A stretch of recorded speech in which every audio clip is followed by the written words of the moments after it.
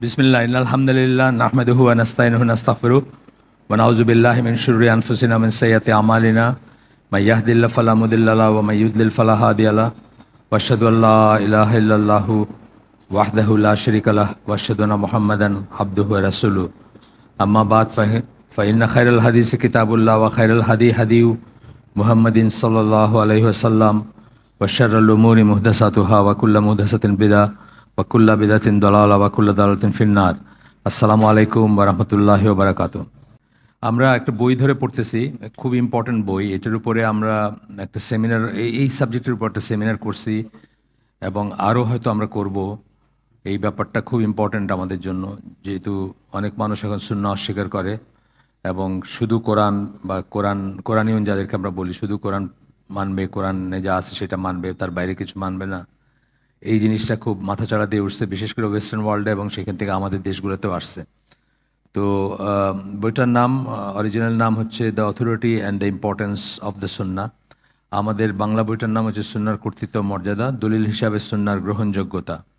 আর আমরা এই হালাকার নাম, মানে যে সিরিজটা, সেটার নাম দিয়েছি সুন্নাহর কর্তৃত্ব ও গুরুত্ব দিয়েছি আমরা। মর্যাদার থেকে গুরুত্বটা একটু বেশি অ্যাপ্লিকেবল হয়। আমরা যখন বইটা কম্পাইল করি তখন জিনিসটা খেয়াল করলে হয়তো গুরুত্বই রাখতাম নামটা।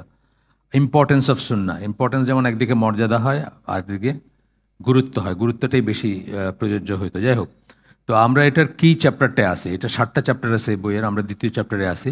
দ্বিতীয় চ্যাপ্টার হচ্ছে দলিল হিসাবে সুন্নাহর মর্যাদা ও গুরুত্ব প্রতিষ্ঠায় প্রমাণসমূহ। দলিল হিসাবে সুন্নাহ যে একটা দলিল, সুন্নাহ যদি আমাদেরকে কিছু অর্ডার করে ওটা আমাদের জন্য ফরজ।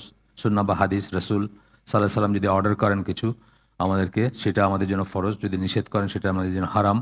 এই ব্যাপারগুলো যদি সেটা কোরআনে থাকুক বা না থাকুক, ইরেসপেক্টিভ অফ দ্যাট, তো সেই জিনিসটা প্রতিষ্ঠা করতে গিয়ে এটা হচ্ছে সবচেয়ে গুরুত্বপূর্ণ চ্যাপ্টার, সেকেন্ড চ্যাপ্টারটা, এবং সবচেয়ে বেশ বড় চ্যাপ্টারটা আর কি। তো এখানে আমরা 4টা সোর্স থেকে এই করব বলছিলাম আগে। প্রথমে শুরু করার আগে আমরা বলছিলাম যে কোরআন থেকে প্রমাণসমূহ, মানে কোরআনের আয়াত দিয়ে প্রমাণসমূহ, খোদ সুন্নাহ থেকে প্রমাণসমূহ, রাসূল সাল্লাল্লাহু আলাইহি ওয়াসাল্লামের সাহাবীদের বক্তব্য থেকে জড়ো করা প্রমাণসমূহ, আর লাস্টে ছিল ইসলামের নেতৃস্থানীয় স্কলারদের সিদ্ধান্ত। এই 4টা জায়গার থেকে আমরা প্রমাণ করব করছিলাম যে সুন্নাহ যে অপরিহার্য আমাদের জন্য। ওইটা আমরা মোটামুটি শেষ পর্যায়ে আসি এখন। গতদিন আমাদের ছিল ইমামদের কথা ছিল, আপনাদের যদি মনে থাকে, তো ইমামদের কথা ছিল। ইমাম মানে চার মাযহাবের 4 ইমাম, তাদের কথা। তার আগেরদেরও কথা ছিল, সাহাবীদের থেকে শুরু করে 4 ইমাম তাবেঈ, তাদের কথা ছিল। আমরা শেষ করছি সেটা। এবং সেখানে একটা জায়গায় আমরা যেখানে শেষ করছি সেখানে আমরা বলতেছিলাম যে আপনার, আমরা যদি খালিস নিয়তে কোনো একটা জিনিস, কোনো একটা বক্তব্য, কোনো একটা হাদিস আমরা তাকিক করলাম এবং আমরা শিওর হইলাম, বা যতটুকু আমাদের আল্লাহ ক্যাপাসিটি দিয়েছেন, আমরা শিওর হইলাম যে এটা আল্লাহ রাসূল সাল্লাল্লাহু আলাইহি সাল্লামের মুখ থেকে বা তার কাছ থেকে আসছে, এবং তখন যদি আমরা সেটা ফলো করি, এবং তাহলে কিয়ামতের দিন আল্লাহর সামনে দাঁড়ায় আমরা বলতে পারবো যে আল্লাহ, আমি বেস্ট অফ মাই নলেজ, যেটা আমরা বলি, প্রত্যেক মানুষের সবচেয়ে ভালো যে চেষ্টা বা জ্ঞান, সেটার ভিত্তিতে আমি জানছি যে আল্লাহ রাসূল সাল্লাল্লাহু আলাইহি ওয়াসাল্লাম এটা বলছেন, তাই আমি এটা করছি। এটা একটা সেফার পজিশন রাদার দেন আমি আমার মাযহাবে নাই দেখে আমি একটা হাদিস জেনে শুনে অথবা সহিহ জেনেও আমি করলাম না। এই কথা চিন্তা করে বা এইটা অনুমান করে যে আমার মাযহাবের যিনি ইমাম ছিলেন উনি নিশ্চয়ই হাদিসটা জানতেন, এটা একটা অ্যাজাম্পশন, ভুল অ্যাজাম্পশন, মানে জানতেন এমন কোনো কথা নাই। এবং তারপরে নিশ্চয়ই এটা মনসুখ হয়ে গেছে বা কোনো কারণবশত এটাকে রিজেক্ট করছেন, এটাও একটা অনুমান। দুইটা, এগুলো কিন্তু সবই অনুমান, জান যেটাকে আমরা বলি, বা জাস্ট অনুমান বশত করতেছে। এই সব করার চেয়ে সেফার হচ্ছে আল্লাহর সামনে দাঁড়ায় আমি বলতে পারবো যে আমি খালিস নিয়তে যত রকমের জানার চেষ্টা, আমার পক্ষে যতটুকু জানার চেষ্টা সেটুকু করছি, এবং তারপরে জানছি যে এই কথাটা আল্লাহ রাসূল বলছেন, তাই আমি এটা ফলো করছি। সেই পজিশনটা অনেক সেফ, কারণ হাজার হাজার হাদিসের আছে আপনার, সহিহ হাদিসের যে কালেকশন আছে, সেখানে কোথাও ইমাম আবু হানিফা, আহমদ বিন হাম্বল, ইমাম মালিক বা কারো কথা বলা নাই। সেটা আমরা গতদিন বললাম। সেখানে শুধুমাত্র আল্লাহ রাসূল সাল্লাল্লাহু আলাইহি ওয়াসাল্লামের কথা বলা হয়েছে, আর কারো কথা বলা হয় না। এমনকি সাহাবীদের কথা বলা নাই যে সাহাবীদেরকে মানতে হবে, বা অমুক সাহাবীকে যে মানলো সে ঠিক করলো আর সে চাইলে রাসূলেরটা অ্যাভয়েড করতে পারে, এরকম কোনো কথা আমরা কোথাও পাই নাই। সুতরাং সেগুলো আমরা পড়ে আসছি গতদিন। আরেকটা জিনিস আমরা বলছিলাম যে খুব কমন যুক্তি, যে এটা যে ইমাম আবু হানিফার জন্ম হচ্ছে প্রথম ইমাম, যেহেতু মানে এই চারজনের ভিতরে প্রথম জন। আর আরও অনেক ইমাম ছিলেন, মাজাবও ছিল, শতাধিক মাজাব ছিল, সেগুলো আস্তে আস্তে বিলুপ্ত হয়ে গেছে। মাজাব কিন্তু যিনি যে যে আলেমকে কেন্দ্র করে হয় তিনি বেঁচে থাকতে হয় না, ইউজুয়ালি তার স্টুডেন্টরা তারপরে হয় আর কি। তো সেইগুলো বিলুপ্ত হয়ে গেছে। যেমন আউজাই বলে একজন ছিলেন ইমাম, তার একটা ছিল, ফলোয়িং ছিল, অনেক মানুষ ছিলেন তার মাজাবে। এইগুলো আস্তে আস্তে বিলুপ্ত হয়ে গেছে। এবং আপনাদেরকে এখানে বলছি আমি যে বেলাল ফিলিপস ইউনিফাইড ফিক বলে একটা কথা বলেন, যে আমরা হয়তো দেখবো না, আমাদের হায়াতে কুলাবে না, কিন্তু একটা সময় এইভাবে যত পড়াশোনা বাড়বে বা যত তাকিক বা মানুষ যত মানে সত্যের দিকে, সত্যের প্রতি যদি মানুষ ইটা খুলে দেয়, অন্তরটা খুলে দেয়, তাহলে হয়তো সারা পৃথিবীতে একটা ফিকই থাকবে, মানে ইউনিফাইড ফিক, মানে চার মাজাবের চার ফিক বা আলাদা কোনো ই থাকবে না। যেভাবে উনি মানে একটা একটা ডেভেলপমেন্ট যেমন এখন থেকে শতখানেক বছর আগে হয়েছে, সেটা হচ্ছে যে কাবার চারটা ওয়ালকে সামনে রেখে চার মাজাবের আলাদা আলাদা হইতো, আপনার জামাত হইতো। সেটা তো অন্তত একসাথে আমরা পড়ি এখন। এইভাবেই উনি আশা করছেন যে একসময় তো ইউনিফাইড ফিক হবে, কারণ আমাদের ইমামরা যারা ছিলেন তারা মুজতাহিদ আলেম ছিলেন।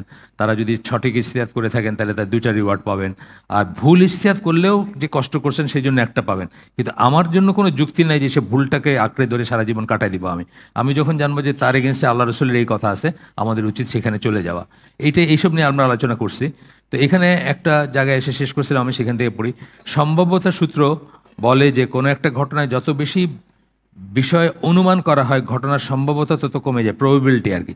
যত অ্যাজিউম করবেন, যে আমরা ধরে নিচ্ছি যে এই হাদিসটা আমাদের ইমাম জানতেন, এটা একটা অ্যাজাম্পশন, কিন্তু কেউ আমরা ভেরিফাই করতে পারবো না উনি জানতেন যে।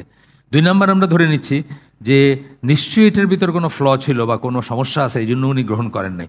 এই যে যত ধরবেন আপনি, তত আপনি যে প্রপোজিশনটা যা বলতে চাচ্ছেন সেটা সম্ভাবনা তত কমে যাবে।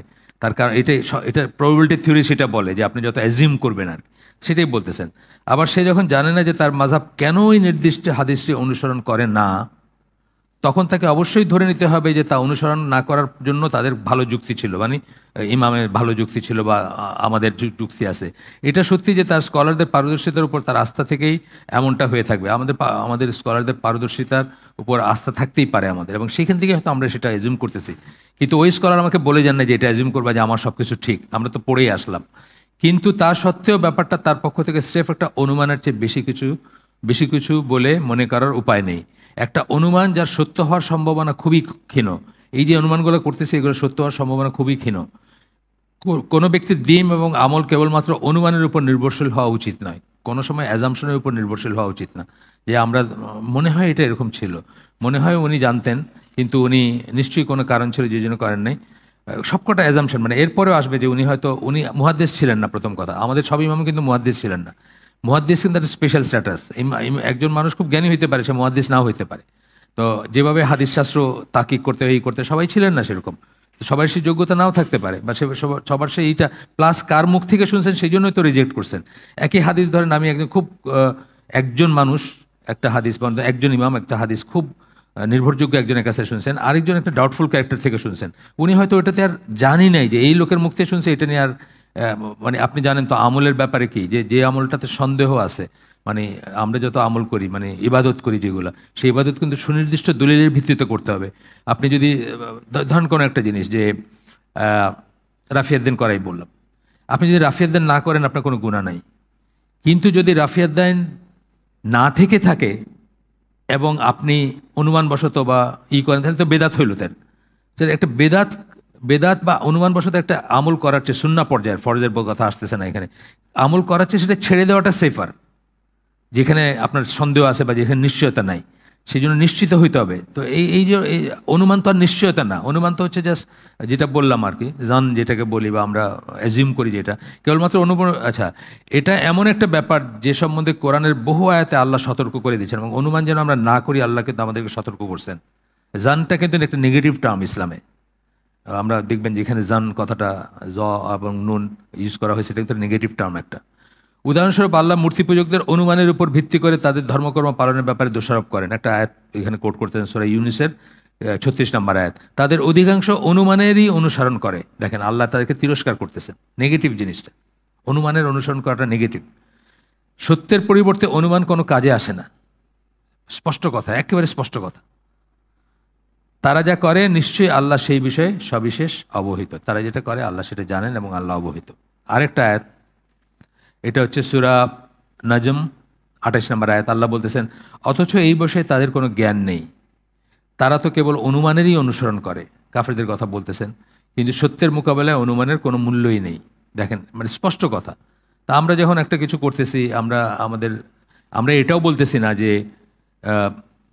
মাযহাব একেবারে আপনি করতে পারেন না। আমাদের জ্ঞান যখন কম থাকবে, মাযহাবের কথায় আসতেছে না, আমরা তাকলিদের কথা, কে যেন প্রশ্ন করছিলেন ওই দিন, আমি তো একটু বলে নেই একটু। তাকলিদের কথায় আসতেছে। তাকলিদ জিনিসটা জেনারেল লেভেলে পছন্দনীয় না, কিন্তু যার জ্ঞান নাই, ধরেন একজন বান্দরবনে বড় হয়েছে একজন মানুষ, তার কোনো অক্ষর জ্ঞান নেই, সে ক খ পড়তে পারে না, আরবিক পড়ার কত কথাই ওঠে না, অন্য কিছুও পারে না, সে কি করবে? সে দিন পালন করবে না? সে অবশ্যই দিন পালন করবে। কি করবে সে? তার নিয়ারেস্ট যে মানুষটা সবচেয়ে রিলায়েবল আলেম, তার কাছে গিয়ে বলবে যে আপনি আমাকে বলেন আল্লাহ এবং রাসূল এই সম্বন্ধে কি বলছেন। যতক্ষণ সে আর এর চেয়ে বেটার কিছু করতে না পারতেছে, বা আর কিছু সে নিজে বাইর করতে না পারতেছে, বা নিজে পড়াশোনা করতে না পারতেছে, সে ওইভাবেই কাজ করবে, ওইভাবেই সে করবে। এটা তাকলিদ। এই ক্ষেত্রে তার জন্য তাকলিদ করাটা ওয়াজিব। কারণ সে নিজে আন্দাজে যদি করতে যায়, সে কিছুই করতে পারবে না, তার কোনো মানে কোনো এক্সেসই নাই কিছুতে। এইখানে তার জন্য তাকলিদ করাটা ওয়াজিব। তো এখন কথা হচ্ছে, তাকলিদ করাটা কারোর জন্য ওয়াজিব বা ফরজ হইতে পারে, কারোর জন্য হারাম হইতে পারে। একইভাবে ইজতিহাদ, তাকলিদের অন্য প্রান্তে কি ইজতিহাদ। ইজতিহাদ মানে কি? পরিশ্রম করা, বেসিক কথা। পরিশ্রম করা হচ্ছে ডিকশনারির কথা।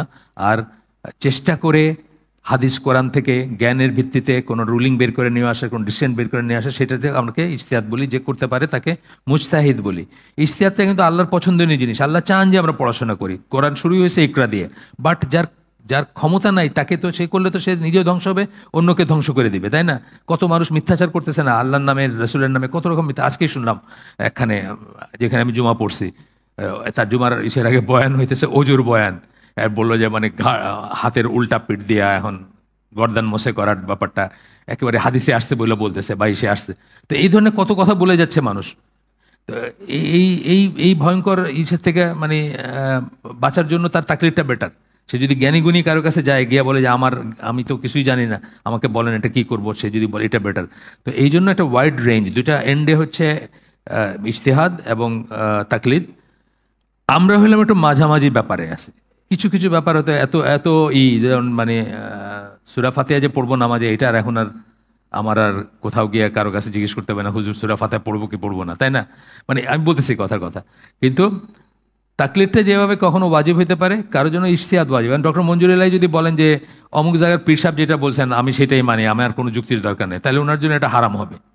আল্লাহ থেকে ইজতিহাদ করার ক্যাপাসিটি দিচ্ছেন, তাই না? উনি এটা বলতে পারেন না যে ওই অমুক পীর যেটা বলছেন ওইটাই ফাইনাল, আমি আর কেটে নিয়ে কোনো চিন্তাই করতে পারি না। কারণ আপনাকে আল্লাহ পিএইচডি করাইছেন, আপনার জ্ঞান আছে, আপনি সেটা নিয়ে অবশ্যই আপনি করবেন, কোনো একটা ডাউটফুল জিনিসে আপনি চিন্তা করবেন। তার জন্য এটা হয়তো মানে তাকলিদটা হারাম এবং এটা ওয়াজিব, তার জন্য ইজতিহাদ করাটা ওয়াজিব। আবার যার কথা বললাম আমি প্রথমে, তার জন্য ইজতিহাদ করাটা হারাম কিন্তু করাটা ওয়াজিব তার জন্য। মাঝখানে একটা ওয়াইডার রেঞ্জ আছে। তো এটা এই একই সেন্সে মাযহাবের মানতে কিন্তু সমস্যা নাই। কিন্তু যখনই আপনি জানবেন যে এই মাযহাবের এই জিনিসটা ঠিক না, তখন সেটাকে জোর করে আঁকড়ে ধরাটা হচ্ছে ডগমা বা বাইগোট্রি, যেটাকে আমরা বলি। হ্যাঁ, এটা ঠিক না। তো আপনি একটা ভুল জিনিসকে আঁকড়ে ধরে সারা জীবন কাটাই দেবেন, এটা ঠিক না। যেমন আমি অনেক সময় উদাহরণ দিয়ে থাকি, আমার রিয়েল লাইফের উদাহরণ দিই আর কি।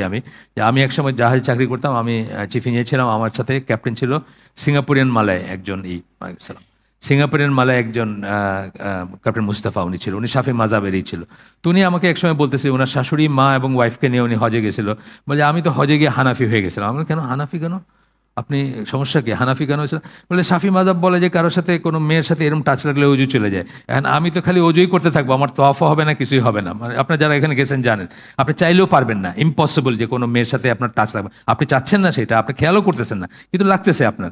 তো উনি বলে আমি ওখানে গিয়ে হানাফি হয়ে গেছি। তা আমি তখন জিনিসটা অত আমার জ্ঞানও ছিল না, প্লাস আমি তখন অত সিরিয়াসলি নিই না। আমি বলছি যে হানাফি হওয়া মানে যে আমার মাঝে তো এরকম, তো হানাফি মাযহাবে বলে যে উজু যাবে না, সুতরাং আমি হানাফি হয়ে গেছি তখন। এখন আসলে করণীয় কি? আসলে করণীয় আল্লাহ রাসূল সাল্লাল্লাহু আলাইহি ওয়াসাল্লাম কী করছেন সেটা। দুইটাকেই সামনে রেখে যখন কন্ট্রাডিকশন আসলো, যে দুইটাকে সামনে রেখে আমরা আল্লাহ রাসূল কী করছেন। আল্লাহ রাসূল দুইটা ঘটনা আছে। একটা হচ্ছে যে ওনার বাড়িগুলা, মানে ওনার ঘরগুলা ছিল মসজিদের চারিদিকে, আপনি জানেন, হুজরা যেটাকে বলি। তো উনি ওই মসজিদে বসে মাথাটা এরকম করে করে দিয়েছেন বাইরে, ওনার ওয়াইফ ওনার মাথা ধোয়াই দিয়েছেন।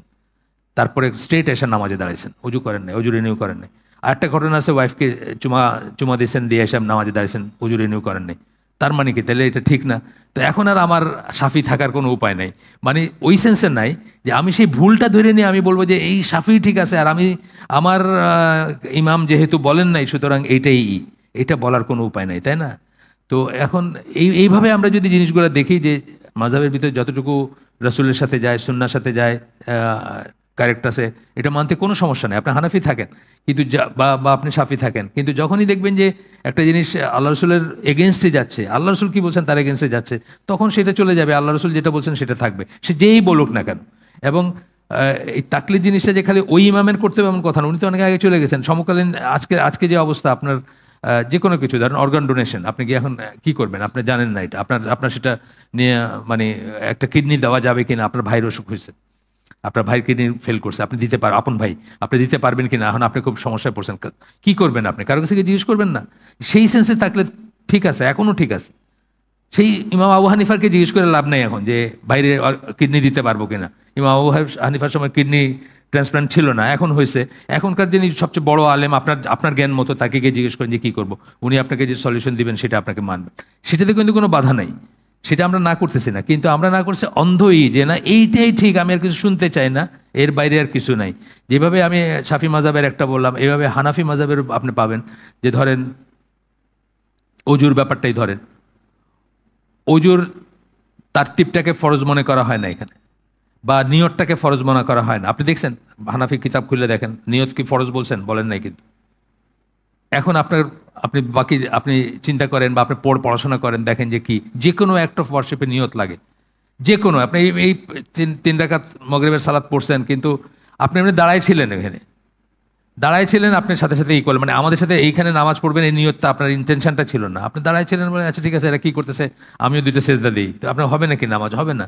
আপনাকে আগেই চিন্তা করতে হবে যে এই জামাতের সাথে আমি এই ইমামের পেছনে, এগুলি চিন্তা, জাস্ট পড়তে হবে কিছু তা না, চিন্তা করতে হবে যে আমি এটা। অনেক মানুষ দেখবেন না মসজিদের বারান্দায় নামাজ পড়ে, কিন্তু হয়তো কোনো একটা কনস্ট্যান্ট আছে, সে বারান্দায় একলা একলা নামাজ পড়তেছে, তা সে কি জামাতে সামিল হলো নাকি?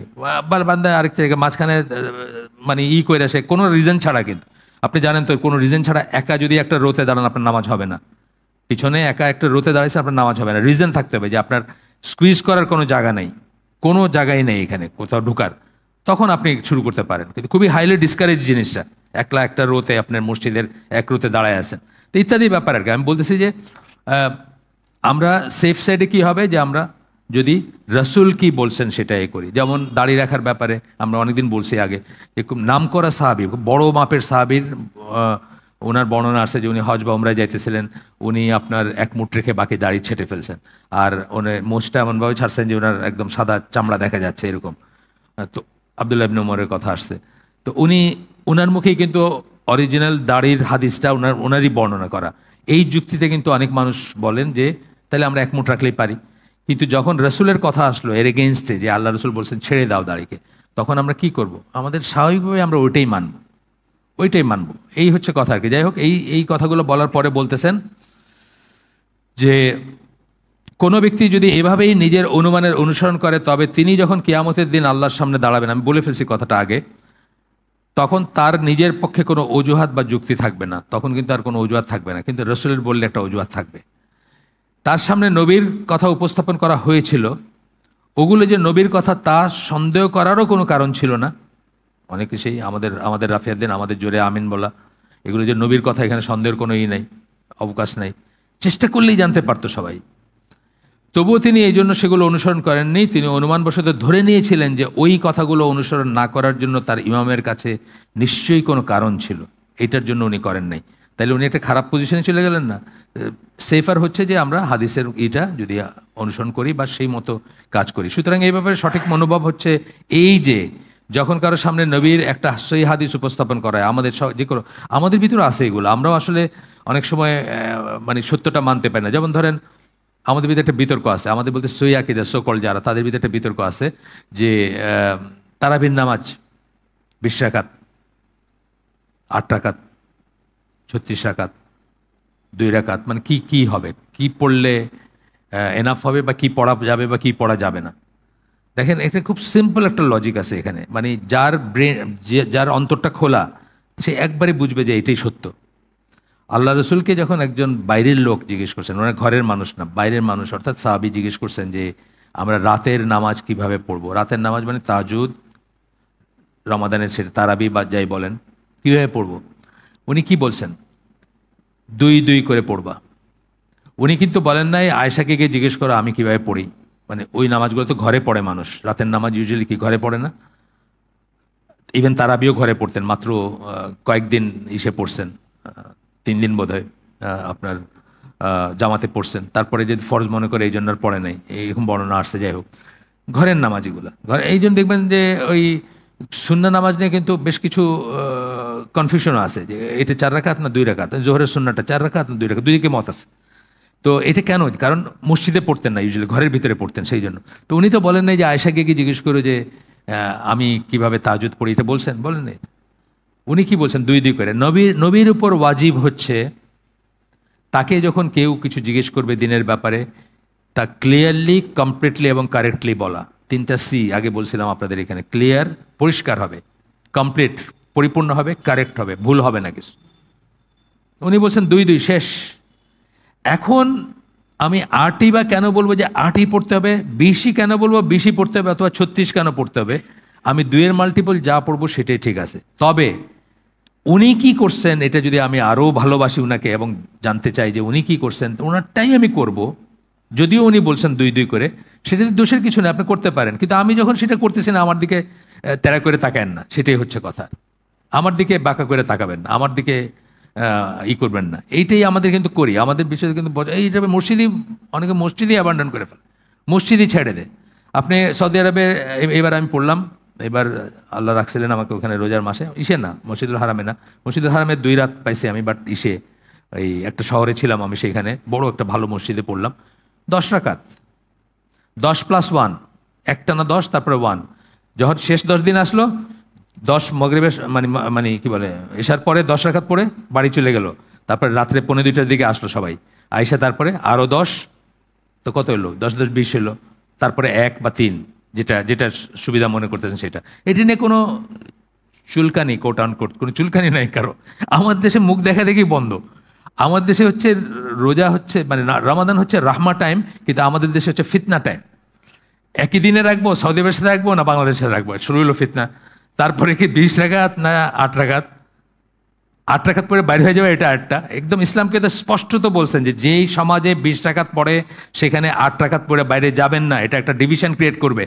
যে সমাজ, যে দেশ 20 রাকাত পড়ে, ওখানে 20 রাকাত পড়বেন, ইভেন দো আপনি সচরাচর 8 রাকাত পড়েন। এবং ইভেন হানাফি যদি হয়, তাদের সাথে তাদের মতো করে শুধুমাত্র উল্টা তকবির ছাড়া বাকি বিতিরটাও তাদের সাথে পড়বেন, কারণ বিতির যদি ইমামের সাথে পড়েন, শেষ করেন, তাহলে সারা রাত দাঁড়ায় থাকার সওয়াব পাবেন আপনি। ইসলাম কিউয়ের ফতোয়া, সৌদি আরবের ইসলাম কিউয়ের ফতোয়া। ওইখানে সফ বাইঙ্গা আপনি বাইরে হয়ে যাবেন না 8 রাকাত পড়ে যায়, 8 রাকাতে বেশি শুদ্ধ। আমরা এটা মারামারি করে মুখ দেখা দেখি বন্ধ। এক ফ্যামিলিতে 2 জন 2 রকম দেখবেন। আমি এই কয়েক বছর আগে, 2010-এর আগে, আমাদের খুব ক্লোজ ওরা। হাজব্যান্ড একদিন রোজা রাখছে, বউ একদিন রোজা রাখছে। হাজব্যান্ড তো তার ওই গ্লোবাল, বউ ফোন করছে, ভাই আপনারা কবে রাখতেছেন রোজা? তো ঠিক আছে, আমি এটা, হাজব্যান্ড এক বাসায় আলাদা আলাদা রোজা রাখতেছে। কি সমস্যা দেখেন, মানে ফিতনা টাইম। যে কোনো একটা রিলিজিয়াস কিন্তু আমাদের জন্য ফিতনা টাইম। এইটা বললে না, যে কোনো একটাই আসুক, আপনার শবে বরাত আসলো, ধরেন নিসফু শাবান, এটা ফিতনা টাইম না? আপনার আপনার নেইবার আপনার রুটি পাঠাইতেছে, হালুয়া পাঠাইতেছে, আপনি চুপ করে বসে আছেন, এগুলো রিসিভ করবেন না কারে দিবেন না খাবেন? মানে আমাদের সব এই কেন্দ্রিক না, যে কোনোটা। ঈদে তো বিশালই, মানে এটা করবো না ওটা করবো, এটা যাবো না ওটা যাবো, মানে এই চলতেছে শুধু। যাই হোক, আবার ফিরে আসি। এইটার শেষে লাস্টে বলতেছেন, বোল্ড ফেস বলতেছেন, আল্লাহ রসুলের একটা সহিহ হাদিসকে কেউ কেবল এবং কেবল তখনই পরিত্যাগ করবে। আপনি একটা সহিহ হাদিসকে তখনই পরিত্যাগ করতে পারেন যদি এর বিপরীতে তার সামনে সমপর্যায়ের শক্তিশালী প্রমাণ উপস্থাপন করা হয়। সেটার চেয়েও শক্তিশালী যদি হয় অথবা সেই পর্যায়ের হয়, তখন আপনি দুইটার ভিতরে একটা বাছার কথা চিন্তা করতে পারেন, বা সেটাকে করতে পারেন, সেটাকে পরিত্যাগ করতে পারেন। আর না হলে আল্লাহ রসুল একটা সহিহ হাদিস কোনোভাবে কেউ পরিত্যাগ করতে পারে না। এই চ্যাপ্টারটা শেষ করে আমরা এই চ্যাপ্টারের উপসংহার পড়ব। এই চ্যাপ্টার হচ্ছে এই বইয়ের প্রাণ। প্রাণ বলতে সেন্ট্রাল আলোচনাটা এই চ্যাপ্টারে 60 পৃষ্ঠায় শুরু হয়েছিল, 140 পৃষ্ঠায় শেষ হইতেছে। তার মানে 80 পৃষ্ঠার আলোচনা এই বইয়ের ভিতরে। এই চ্যাপ্টারটা, এই চ্যাপ্টারটাতে আমরা অনেক কিছু প্রমাণ করছি, অনেক কিছু প্রমাণ দেখছি। তো এখানে বলতেছেন যে এই অধ্যায়ে নিশ্চিতভাবে নবী সুন্নাহর কর্তৃত্ব গুরুত্ব প্রতিষ্ঠিত হয়েছে। যারা শোনেন নাই তারা এটা আমাদের চ্যানেলে লাগানো আছে, ওনাদের চ্যানেলও আছে, মানে এই মসজিদের চ্যানেলে আছে, এই পর্যন্ত যা হয়েছে সেটা। আর আমাদের চ্যানেলে গোটা বইটা শুধু অডিও আছে, ওনাদেরটা ভিডিও আছে। গত সপ্তাহ পর্যন্ত মানে গত হালাকাটা পর্যন্ত আছে। আজকেরটা বোধহয় 12 নম্বর পড়বো বা কিছু, আজকেরটা থাকবে, একটু পরে হয়, একদিন দুদিন পরে একটু এডিট করে দেন আর কি। কিন্তু অথবা আজকেও হয়তো পাবেন, মানে ইউজুয়ালি আজকেই পাবেন। তো যদি মিস করে থাকেন এটা এই করবেন, ইটস ওয়ার্থ। এটা এই বইটা আমরা বই পড়া প্রতিযোগিতা করেছি এটা দিয়ে, যাতে মানুষ পড়ে এবং জানে, প্রতিযোগিতার মাধ্যমে যেন পড়ে এবং জানে ব্যাপারগুলো কি। কারণ একজন কোরআনিয়ন আমাদের ঘরে ঘরে এখন অনেক, ওই যে আরও ফিতনা আর কি, যে গ্লোবাল হয়ে আমরা যা হয়েছে, আমেরিকার ফিতনা একদিনে বাসায় বাড়িতে চলে আসতেছে, ঢাকায় চলে আসতেছে। আমাদের বাড়িতে দেখবেন আপনার ছেলে বলবে আমি খালি কোরআন মানি, হাদিস মানি না। বাইরে শুনে আসছে কোথাও, শুনতে খুব ভালো লাগতেছে। কোরআন মানলে তো অনেক কিছু, শুধু কোরআন মানলে অনেক কিছু করা যায়। আগেই আমি বলছি অনেক কিছু করা যায় যেটা হাদিস মানলে আর করা যায় না। যেমন একটা দোস্তানের সাথে হাত মিলাবে, আজকাল তো ছেলেমেয়েরা হাত মিলায় রাস্তায় ঘাটে, সিনেমায়, টিভিতে, ইউনিভার্সিটিতে, এমনি দেখবেন আপনি। বিড়ি খায় মেয়েরা, আর হাত মিলাইতে কি আছে? ঢাকায় বিড়ি খাওয়াটা না, আমি কয়েকদিন উবারে চড়ছি, আমার ড্রাইভার ছিলেন না, তো চড়ে উৎকট গন্ধ গাড়িতে। আমি বললাম যে আপনি এটা অ্যালাউ করেন কেন, আপনার এগেন্সে রিপোর্ট করা উচিত, আপনি বদ্ধ গাড়ি, এসি গাড়িতে। স্যার কি বলবো, এই উঠছে, ক্লায়েন্ট উঠছে, তারা এখন। তা আমি বললাম যে আপনি রিপোর্ট করতে পারেন না। স্যার আর কি বলবো, আপনার লজ্জার কথা, মেয়ে উঠেই ফাঁস করে সিগারেট ধরাই দিস। এখন সে না করছে, তর্ক একটু পরে রিপোর্ট করে দিবে, তারে উল্টাপাল্টা রিপোর্ট করে দিবে তার নামে, যে আমার সাথে মিসবিহেভ করছে। উবারে তো আপনি জানেন রেটিং আছে। বলছে মেয়েরা খায় এখন সিগারেট। আমি জিজ্ঞেস করলাম কী ধরনের মেয়েরা? বলে স্যার কলেজ ইউনিভার্সিটির মেয়েরাও খায়, আবার অফিস গোয়িং মেয়েরাও খায়। তো আপনারা এগুলো গপ্প না, কিন্তু আপনারা দেখেন, এই আমি জায়গা করে দিতেছি, কোথায় গিয়ে দেখবেন। আমি যেখানে আমাদের মোহাম্মদপুরে যেখানে স্কুলটা, শ্যাকের ট্যাক 12 নম্বর রোড, ওইটার সামনে চায়ের দোকান খুলছে। এই রাত্রে 10টার সময় কী চা খায় বলেন তো? এগুলো কি বাপমা নাই? চা খাবে, বিড়ি খাবে, মেয়েরা চা খাইতেছে, বিড়ি খাইতেছে। এর হাকিকত আপনারা বেটার মানে get ready to live with it আর কি। মানে আপনার নেক্সট ডোর দেখবেন পরে করতেছে। যাই হোক, তারপরে বলতেছেন যে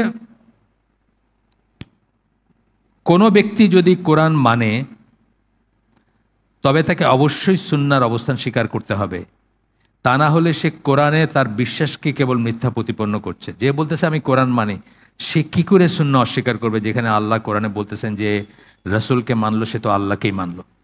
এই ধরনের একটা কথা, কত কত সাংঘাতিক একটা কথা, যে রসুলকে মানলো সে তো আল্লাহকেই মানলো। এই ধরনের একটা কথা শোনার পরে কিভাবে বলতে পারে যে আমি সুন্নাহ মানি না? আমি একজন সুইজারল্যান্ডে থাকে একজনের সাথে তর্ক করতেছিলাম, আমাদের দেশি লোক, ওইখানে থাকে অনেক বছর আছে, 34 বছর না 35 বছর। তো তারে বললাম আপনি এই আয়াতটা কি সত্যি মানেন নাকি কোরআনের? বললে যে হ্যাঁ এটা তো ঠিক আছে। তাহলে তো তার সব কথা মানতে হবে, আপনাকে সব কথা যা বলছে তাই মানতে হবে। আপনাকে বা হাতে পানি খেতে না করছে, মানবেন না আপনি এটা? নাবেন, বলবেন যে এটা কোরআনের নাই দেখে করবো না, কিছু কইতে পারেন না। তারপরে শেষে একদম কসম কেটে বললো, আমি কসম কেটে বলতেছি যা কোরআনে আছে শুধু সেটাই মানবো, আর কিছু না। সব কিছুর পরে বিচার মানি তালগাছ আমার আর কি, সব শেষ করার পরে। যাই হোক, এরপরে বলতেছেন যে সে যদি রসুল সাল্লাল্লাহু আলাইহি ওয়াসাল্লামকে আল্লাহর একজন সত্যিকার রসুল বিশ্বাস করে, এটাও ইম্পর্টেন্ট।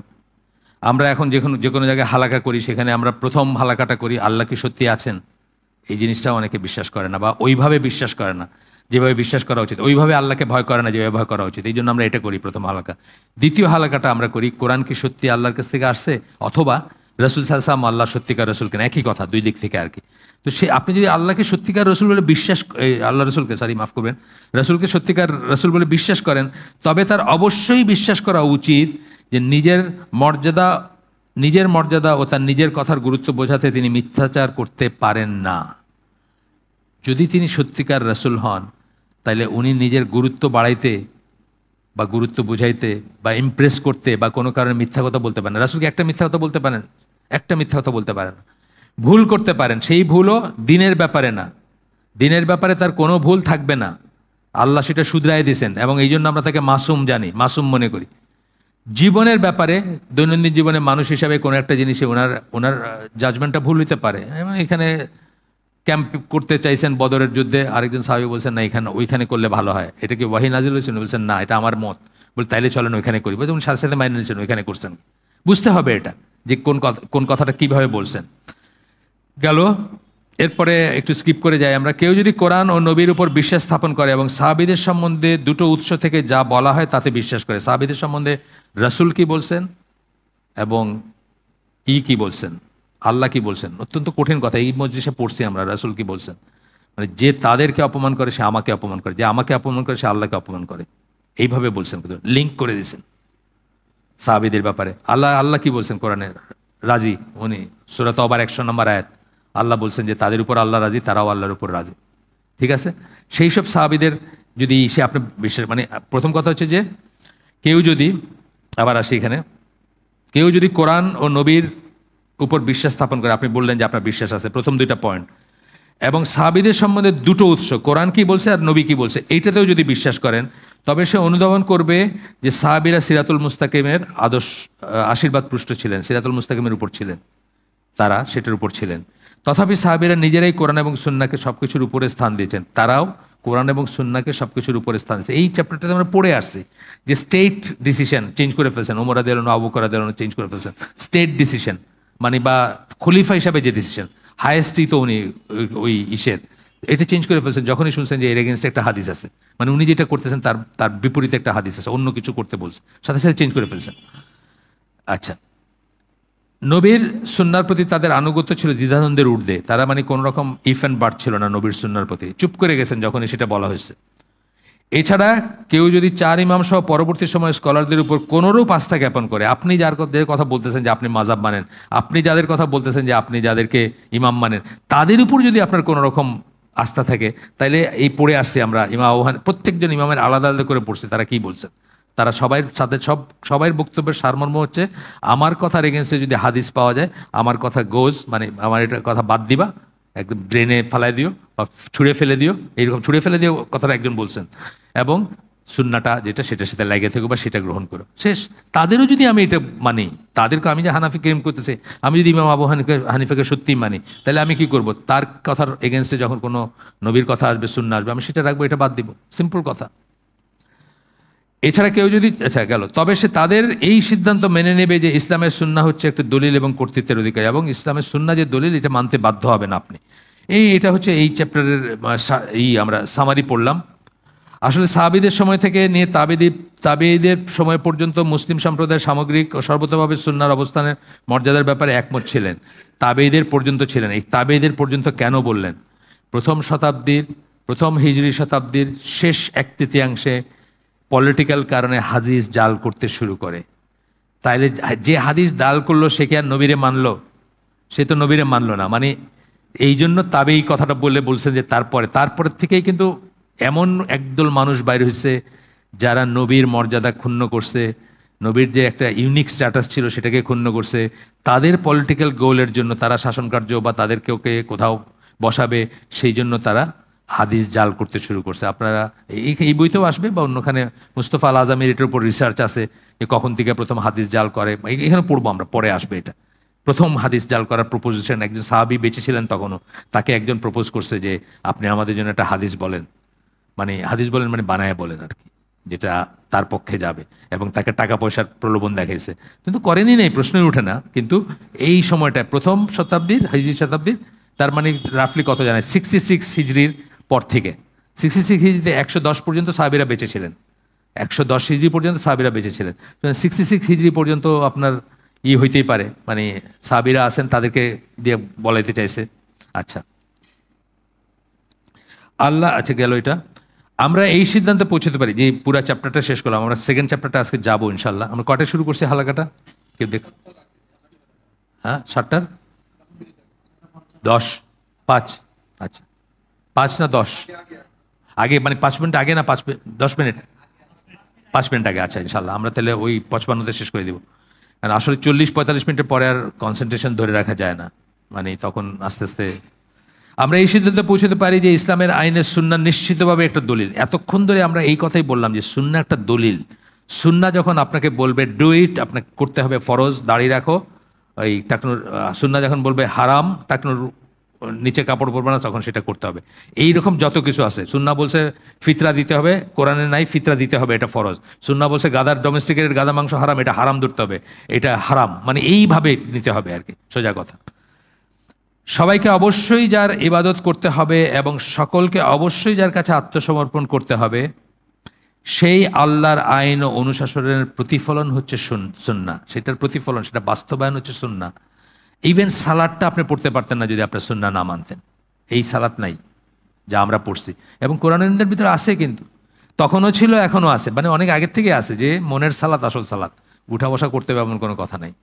মনে মনে পড়লেই তো হইল সালাত। এই উঠতে বসতে রুকু সেজদা এগুলো কোথায় আছে? ঠিক আছে। এমনকি মেয়েদের মাথা নাড়া করাইছেন এক মহিলা, হজে গেছিলেন মেয়েদের একটা গ্রুপ নিয়ে, ওইখানে গিয়ে মেয়েদের মাথা নাড়া করেছেন যে মাথা নাড়ার ব্যাপারে ছেলে মেয়ের তফাৎ কোথায়? মানে আলট্রা ফেমিনিজম আর কি, বুঝছেন না? আসেন আমরা একটা নতুন চ্যাপ্টার শুরু করি, রসুলের ভূমিকা সমূহ। এটা খুব ইম্পর্টেন্ট একটা চ্যাপ্টার। মানে আল্লাহ রসুলের প্রধান ভূমিকা কি? রসুলের তো অনেক ভূমিকা, অনেক কিছু, মানে আপনি হয়তো শতখানিক বের করতে পারবেন, যে আরও বেশি বের করতে পারবেন যে রসুলের কি কি ভূমিকা পালন করছেন, কি রোল প্লে করছেন বা কি ভূমিকা পালন করছেন। আমরা এখানে 4টা পড়ব এই চ্যাপ্টারটা, তৃতীয় অধ্যায় এসে আসতেছে, আমরা চ্যাপ্টারে 4টা পড়ব শুধু। 1 নম্বর হচ্ছে কোরআনের ব্যাখ্যাকারী। আল্লাহ রসুল সাল্লাহ সাল্লাম যদি না থাকতেন, ইম্পসিবল, আমাদের জন্য কোরআন বোঝাটা ইম্পসিবল ছিল। আমরা আক্ষরিকটুকুই নিতাম এবং অনেক ভুল করতাম। সাহাবীরা ভুল করছে, সাহাবীরা ভুল অ্যাজাম্পশনে গেছেন কোরআনের কথা শুনে। ওই যে নেশাগ্রস্ত অবস্থায় সালাতে দাঁড়ায় না, উনি বলছেন যে সালাতে দাঁড়ানোর আগে মদ খাওয়া যাবে না, অন্য সময় খাওয়া যাবে। ভুল করছেন। তার মানে কি অন্য সময় খাওয়া যাবে নাকি মদ? তা তো না, ভুল করছেন। এইরকম কত বাইর করতে পারবেন আপনি? এই যে সকালে সাদা সুতার থেকে কালো সুতা আলাদা করা পর্যন্ত খাবেন, তারপরে বন্ধ করে দেবেন খাওয়া। এই শুভ সাদিকের কথা যে বলা হয়েছে, তো সাহাবী সাদা এবং কালো সুতা নিয়ে ঘুমাইতে শুরু করছেন, ভুল করছেন। তারপরে আপনার এই জুলুম করে নষ্ট করে দিও না, সমস্ত আমল নষ্ট করে দিও না। বলছে জুলুম মানে অঠিক কাজ করা। জুলুম কে না করে? ছোটোখাটো অঠিক কাজ আমরা করি, যেটা করণীয় এটা করলাম না। একটা রিক্সাওয়ালার সাথে চিল্লাইলাম, অঠিক কাজ, জুলুম। বা একটা বদনা বাথরুমে থাকার কথা আমি ড্রয়িং রুমে এনে রেখে দিচ্ছি, এটাও জুলুম। টেকনিক্যালি এটাও জুলুম।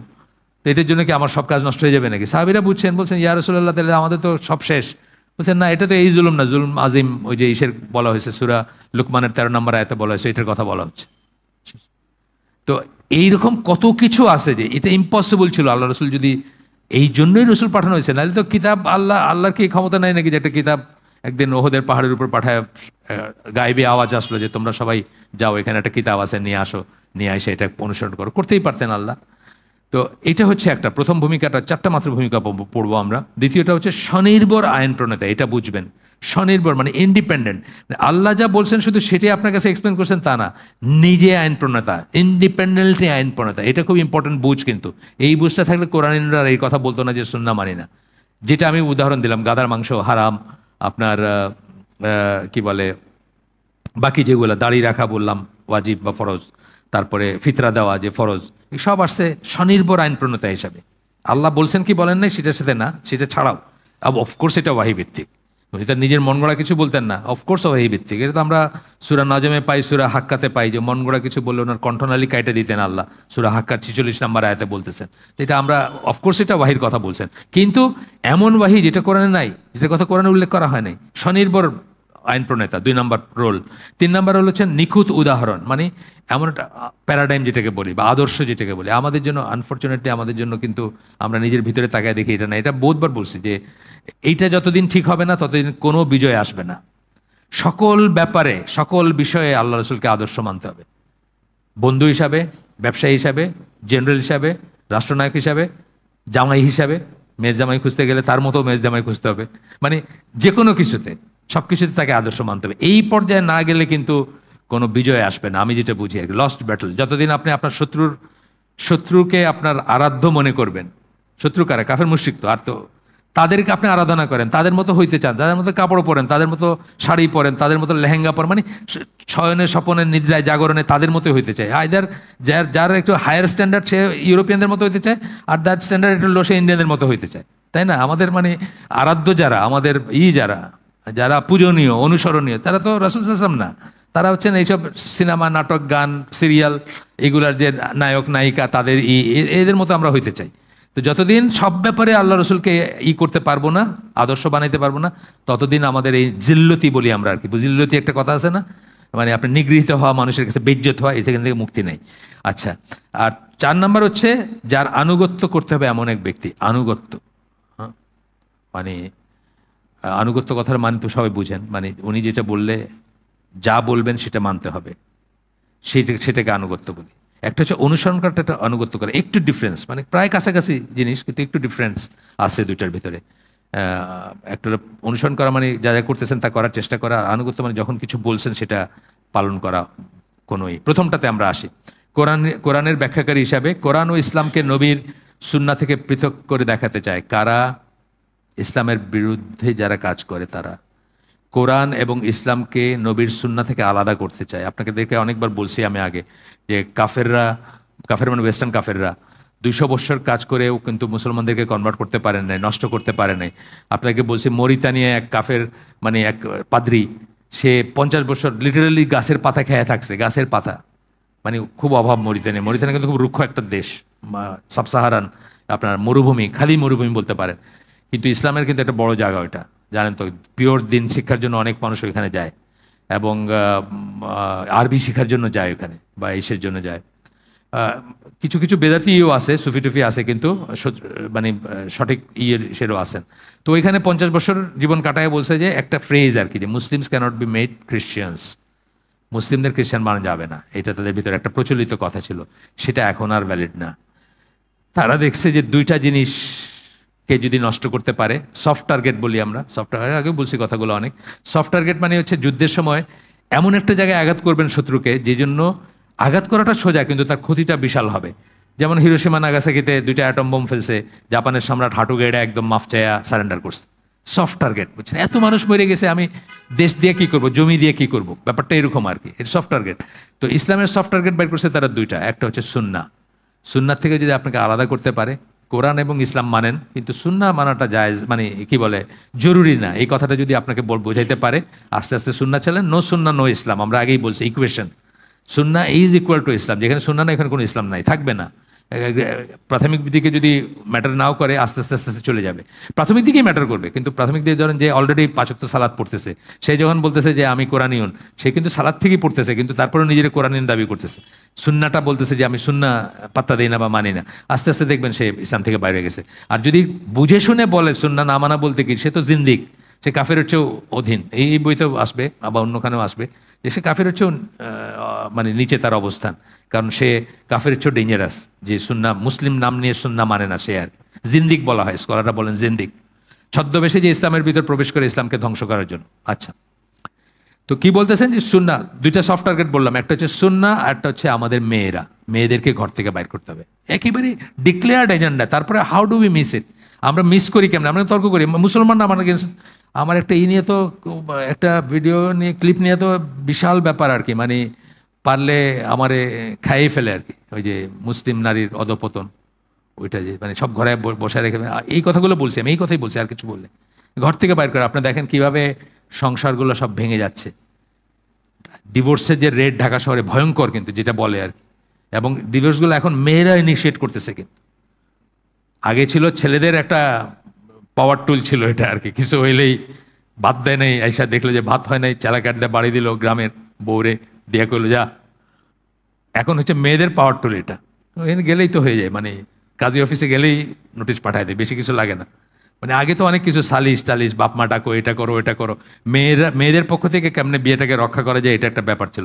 এখন উল্টাটা, আমাদেরই পরিচিত কয়েকটা হয়েছে, একতরফা কাজী অফিসে চলে গেছে, কোনো সালিশ না, কোনো কোরআনে যে আল্লাহ বলছেন 2 সাইড থেকে 2জন বসো, বৈশার চেষ্টা করো, এটাকে কিছু না, চেষ্টা কিছু না, দিয়ে দিছে আর কি। তো যাই হোক, পৃথক করে দেখাতে চায়, এটা মনে রাখবেন, ইসলাম এবং কোরআনকে সুন্নাত থেকে আলাদা করতে চায়। যখনই কেউ এই লাইনে কথা বলবে তখনই কানটা খাড়া করে ফেলবেন যে এই লোকের তো সমস্যা আছে। আমরা ইতিমধ্যেই যেমন দেখিয়েছি, এরকম একটা দৃষ্টিভঙ্গি গ্রহণযোগ্য নয়, এরকম একটা আমরা আমাদের কাছে অ্যাকসেপ্টেবল না। যেমনটা কেউ কেউ বর্ণনা করেছেন, সুন্নাহ হচ্ছে জীবন্ত কোরআন, সুন্নাহ হচ্ছে জীবন্ত কোরআন, সুন্নাহ হচ্ছে জীবন্ত কোরআন। কোথেকে আসছে? আশা রাদিয়াল্লাহু ওই হাদিসটা আবার কোট করতেছেন, আল্লাহ রসুলের চরিত্র ছিল কোরআন, মানে আল্লাহ রসুল ওয়াকিং কোরআন বলতেন আর কি, মানে কোরআনটাকে ধারণ করে উনি সব কাজগুলো করতেছেন, যেভাবে কথা বলতেছেন, যেভাবে ব্যবহার করতেছেন কারোর সাথে, যেভাবে স্ত্রীদের সাথে ব্যবহার করতেছেন, যেভাবে খাইতেছেন, যেভাবে পড়তেছেন, যেভাবে সালাত আদায় করতেছেন, যেভাবে পশুর পিঠে চড়তেছেন, এনিথিং অ্যান্ড এভরিথিং কোরআন যা বলে তার জীবন সেটা ধারণ করে, বা তিনি হচ্ছেন ওয়াকিং কোরআন বা বাস্তবায়িত কোরআন। এটা বুখারীর হাদিস যেটা বললাম আয়েশা রাদিয়াল্লাহু আনহার, এবং অন্যান্য কিতাবেও আছে। সুন্নাহর সাথে সম্পর্কহীনভাবে যারা কোরআন ব্যাখ্যা করতে চাইবে, অনেক সময় কোরআন ব্যাখ্যা করতে চাইবে উইদাউট সুন্নাহর রেফারেন্স ছাড়া। কি জানি নাম, সজল রোশন, কিন্তু মারাত্মক ব্যাপার। আমেরিকার থেকে দিন ইসলাম পালন করতেছে, কি বলে, দিন ইসলামের দাওয়াত দিয়ে যাচ্ছেন, দাড়িবিহীন স্যুটটাই পরা, সেটা তো আছে সেকেন্ডারি, কিন্তু কথা হলো যে ইসের কোনো দরকার নেই। যারা এইভাবে এক্সপ্লেন করতে চাবে তাদের ব্যাপারে ওমর রাদিয়াল্লাহু আনহুর একটা আসার পড়বো আমরা। হুজ্জাতুল সুন্নাহ বই থেকে, আপনার বা আসুন্না হুজ্জিয়াতুহা, এই আরও লম্বা নাম, যাই হোক, মোহাম্মদ লুকমান আস-সালাফি, এখনকার কন্টেম্পোরারি স্কলার, তার বই থেকে একটা উদ্ধৃতি দিচ্ছেন যে ওমর রাদিয়াল্লাহু আনহু বলেন, মুসলিমদের সাবধান করে গেছেন। উনি এই কথাগুলো এই দিনে আসবে জানতেন বা এজিউম করছেন। এগুলো তো ফিতনার ছোটোখাটো দুই একটা তখনও বাইর হয়েছে, মানে একদম যে এখনই শুরু হয়েছে তা না। যেমন তকদির যারা অস্বীকার করে তখনই শুরু হয়ে গেছে সাহাবীরা বেঁচে থাকতেই, বা অন্তত কথায় বার্তায় বোঝা যেতেছে। তো এটা এজিউম করে ওনারা বলছেন, আল্লাহ তাদেরকে দূরদৃষ্টি দিছিলেন। এমন মানুষজন আসবে যারা তোমাদের সাথে কোরআনের জটিল আয়াতের ভিত্তিতে তর্ক করবে। জটিল আয়াত কি? মুতাশাবি আয়াত, যেগুলো মুতাশাবি বলি না আমরা, যেগুলোকে একাধিক মিনিং দেওয়া যায়, দেখবেন ওইগুলো নিয়ে কথা বলবে আপনার সাথে। অনেক আছে, আমি প্রায়ই প্রশ্ন পাই। কালকে একটা প্রশ্ন করছে একজন চাঁপাইনবাবগঞ্জ থেকে, এটার কোনোদিন কেউ করে নাই, যে জালিকাল কিতাবুল লা রাইবা ফি যে বলছেন, এই সেই কিতাব যাতে সন্দেহ নাই, এটা কি কোরআনের কথা বলছেন না বাইবেলের কথা বলছেন? সুবহানাল্লাহ। মানে কোত্থেকে বাইবেল আসলো এখানে? কিভাবে কাফেররা আপনার ছেলে, এই ছেলেটা পড়ে, দাখিল পড়ে চাঁপাইনবাবগঞ্জের কোনো একটা মাদ্রাসায়, সে আমাকে প্রশ্ন করতেছে যে এখানে কি জালিকা বলতে কি কোরআন বোঝানো হয়েছে না? কারণ দ্যাট বলতেছেন, তো দ্যাটে একটা দূরবর্তী ব্যাপার আছে না, দিস বললেন না কেন, দ্যাট বললেন, মানে এটা কি? এটার পুরো এক্সপ্লেনেশন আছে, কোরআন অধ্যয়নের সঠিক পন্থা আমাদের বই আছে। কেন দ্যাট বলছেন আল্লাহ, সেটা নিয়ে আব্দুল হামিদ সিদ্দিকের আছে, মানে বিউটিফুল এক্সপ্লেনেশন আছে কেন দ্যাট বলছেন আল্লাহ। যখনই কাউকে সমীহ করা হয়, এক্সট্রা করা হয়, মানে সম্মান করা হয়, তখন তাকে দূরবর্তী করে দেখানো হয়, আপনার দোস্ত বলে দেখানো হয় না, বুঝছেন? আপনার দোস্ত বইলা মানে একটা সম্মানিত জিনিসকে একটু আলাদা করে দেখানো হয়, আপনার একদম ডাইল ভাত করে দেখানো হয় না। আমার এর সাথে একজন ব্লগে একদিন লিখতেছিল, তর্ক করতেছিল, আমার সাথে তর্ক করতেছেন, তর্কটা সে শুরু করছে, আমি তাকে আপত্তি জানাইছি। সে আব্দুল আজিজ বিন বাজ বলতেছে শায়েখ আব্দুল আজিজ বিন বাজ, আর তারপরে কোন একটা বিষয় বলতেছে আলবানী সাহেব। আমি বললাম, আলবানী কি আপনার এই পাশের ঘরে থাকেন নাকি? আপনি ওনারা শায়েখ বলেন না আলবানী সাহেব বলেন, আপনার পছন্দই নেই তার কথা, এই জন্য বলতেছেন, তাই না? আসলে তাই, কোন একটা ব্যাপারে আলবানির কথা পছন্দ হয় নাই, এই জন্য এটা আলবানী সাহেব হয়ে গেছে। আর আব্দুল আজিজ বিন বাজ হল শায়েখ আব্দুল আজিজ বিন বাজ। অথচ আব্দুল আজিজ বিন বাজ কি বলছেন যে প্রতি শতাব্দীতে একজন মুজাদ্দিদ জন্মগ্রহণ করেন, আমাদের শতাব্দীর মুজাদ্দিদ আমি মনে করি নাসিরউদ্দিন আলবানী। তারে বলতেছে আলবানী সাহেব, মানে তার চাচাতো ভাই কাছের ঘরে। তো এইটা যাই হোক, কথা হচ্ছে সেটা না, কথা হচ্ছে যে দেখেন কত দূর পর্যন্ত তারা চলে আসছে। চাঁপাইনবাবগঞ্জ আমি ধরে নিচ্ছি একটা ভালো, চাঁপাইনবাবগঞ্জে তো অনেক আহলে হাদিস আছে, অনেক, এই যে আব্দুল রাজ্জাক বিন ইউসুফ, আমাদের আব্দুল্লাহ কাফি, এদের বাড়ি চাঁপাইনবাবগঞ্জ না, সব অনেক আহলে হাদিস পকেট আছে। যারা দিন মানে পকেট আর কি, অবশ্য সবাই না, মানে রাজশাহী বা নর্থ বেঙ্গলের ব্যাপারটা এরকম যে অ্যাভারেজ মানুষের দিন কিন্তু খুব খারাপ অবস্থা। এই মসজিদের সামনে দাঁড়ায় হাঁটতেছে, আজান পড়তেছে, নামাজ পড়তেছে না, কিন্তু পকেট শুদ্ধ আকিদারি আছে, বগুড়ে আছে, দিনাজপুর আছে, রংপুর আছে, আপনার ইসে আছে, চাঁপাইনবাবগঞ্জ আছে। চাঁপাইনবাবগঞ্জ ছেলে এবং মাদ্রাসায় পড়ে, দাখিল স্টেজে পড়ে, দাঁড়িয়েও আছে, সে পর্যন্ত এই কথা বলতেছে, বা দাখিল পড়তেছে, মানে কি অলরেডি তার এগুলো ওভারকাম করার কথা না, সে পর্যন্ত বলতেছে যে শায়েখ এটা কি হবে, এটা তো আমাকে একজন বললো যে এটা বাইবেলের কথা বোঝাচ্ছে, এই সেই কিতাব, যাতে কোনো সন্দেহ নাই। আর চিন্তা করেন, হ্যাঁ, চিন্তা করেন। যাই হোক, এই কথাটা হচ্ছে যে এমন এক মানুষজন আসবে যারা তোমাদের সাথে কোরআনের জটিল আয়াতের ভিত্তিতে তর্ক করবে। এই আয়াত না, এর জটিল আয়াত আছে অন্য, সেগুলোর ভিত্তিতে তর্ক করবে, তাদেরকে সুন্নাহ দিয়ে পরাভূত করবে। তাদের সাথে তর্ক করতে গেলে সুন্নাহ দিয়ে তর্ক করবা। কেননা সুন্নার অনুসারীরা আল্লাহর কিতাবের ব্যাপারে সবচেয়ে জ্ঞানী। এটা খুব কি একটা কথা। সুন্নার অনুসারী যারা, আহমদ বিন হাম্বল আলুল হাদিসের ফোরফাদার বলা হয়, মানে হাদিস চর্চার যে ব্যাপারটা আর কি সবাই করছেন, কিন্তু উনি এটাকে কনসলিডেট করছেন। এই জিনিসটা যে হাদিস যে একটা হাদিস যে অবশ্য করণীয় ব্যাপার বা অবশ্যই ফলো করতে হবে, এই জিনিসগুলো উনি যেভাবে সংহত করে গেছেন, এই জন্য আহলুল হাদিস টার্মটা কিন্তু ওনার পর থেকেই এইভাবে চালু, যেভাবে চালু। আহলে হাদিস না, আহলুল হাদিস যেটা। আচ্ছা, এবং আরেকটা জিনিস বলতেছেন যে তারা কোরআনের ব্যাপারে, আল্লাহর কিতাবের ব্যাপারে সবচেয়ে জ্ঞানী। এটাও কিন্তু ঠিক। দেখবেন যে আপনি স্ট্রিক্টেস্ট স্কলার কারা, যারা হাদিস স্কলার, যেমন নাসিরুদ্দিন আলবানীকে দেখবেন স্ট্রিক্টেস্ট ওনার, কিন্তু ওনার এইগুলো যদি পড়েন আপনি, ওনার কোনো কম্প্রোমাইজের কোনো ব্যাপারই নেই, কোনো নেই আর কি। মানে ওই যে ওই পশমের এই মুসা আল্লাহ সাল্লাম যে ইসের চোখ নষ্ট করে দিছিলেন মালাকুল মৌতের একটা বর্ণনা আছে না, এটা নিয়ে একজন করতেছে যে তার আবার চোখ কি আর কি আর কি। নাসিরুদ্দিন আলবানী কি ভাষায় ওটাকে করছেন যে যে এটাতে মানে কোনো ধরনের সন্দেহই করবে সে তো আর মুসলিম থাকবে না। এটা সহিহ হাদিস, একটা সহিহ হাদিসের উপর কেউ সন্দেহ প্রকাশ করলে কিভাবে সেটা নিয়ে যদি সন্দেহ প্রকাশ করে সে আর মুসলিম থাকবে না। কত ব্যাপার আছে না, এই যে মানুষে এখন তর্ক করে যে আপনার আল্লাহ প্রথম আসমানে নেমে আসেন শেষ 1/3 অফ দ্য নাইটে, তো সারা পৃথিবীতেই তো কখনো কখনো কোনো না কোনো দেশে তো 1/3 অফ দ্য নাইট হচ্ছে, তাহলে কি আল্লাহকে নামতেই থাকেন? এই যেরকম প্রশ্ন যারা করে, তাই না? কারণ এটা হচ্ছে আল্লাহর নাম আর তোমার নামা এক না, আল্লাহ কিভাবে নামেন আর তুমি কিভাবে নামো এটা এক না। আল্লাহর নামা আল্লাহর মতোই, এবং আল্লাহ যখন বলছেন, রাসূল যখন বলছেন, এটাই তোমাকে করতে হবে, বোঝো বা না বোঝো। যখন আকলে কুলায় না তখন নকলটা থাকবে, টেক্সটটা থাকবে, হাদিস থাকবে, কোরআন থাকবে। যখন আকলে কুলাবে না, আমাদের আকলে সব কিছু কুলাবে না, আমাদের আকল আর আল্লাহর আকল এক না, আমাদের আকল আর আল্লাহর আকল এক না। আমরা 750 কোটি কিলবিল করা মানুষের একজন, আপনি একজন, আমি একজন। কোথায় আমরা আসি? পৃথিবীতে আসি। পৃথিবী কি? মাঝারি সাইজের গ্রহ। কার গ্রহ? সূর্যের গ্রহ। সূর্য কি? মাঝারি সাইজের একটা নক্ষত্র। এরকম কত নক্ষত্র আছে এই গ্যালাক্সিতে? হান্ড্রেডস অফ বিলিয়ন্স, মানে 1 বিলিয়নে 100 কোটি, শত কোটি আছে এইরকম তারা এই গ্যালাক্সিতে। এরকম গ্যালাক্সি কটা আছে? হান্ড্রেডস অ্যান্ড বিলিয়ন্স, মানে শত কোটি গ্যালাক্সি আছে। এইটা যিনি বলছেন হ এবং হয়েছে, তার প্রজ্ঞা, তার যুক্তি, তার উইজডম আর আপনার উইজডম এক নাকি? তার পদ্ধতি আপনার পদ্ধতি এক নাকি?